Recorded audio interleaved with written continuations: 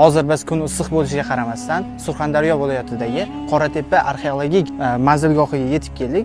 Bu yerda ko'rishimiz mumkin qadimda 1-3 milodiy asrlarga oid bud va ibodatxonalar majmui hisoblangan va bu yerda ko'plab arxeologik izlanishlar olib borilgan.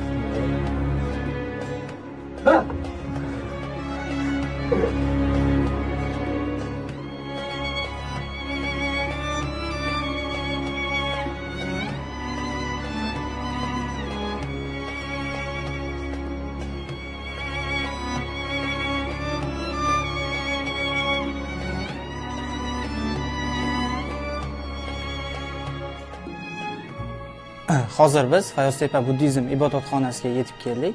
Bu yerda 1-7 asrlargacha buddizm ibodatxona vazifasini bajargan. Lekin hozirgi kunda ham joriy yilning o'zida 28-fevralning o'zida ham bu yerda ibodatxona marosimlari tashkil etilgan.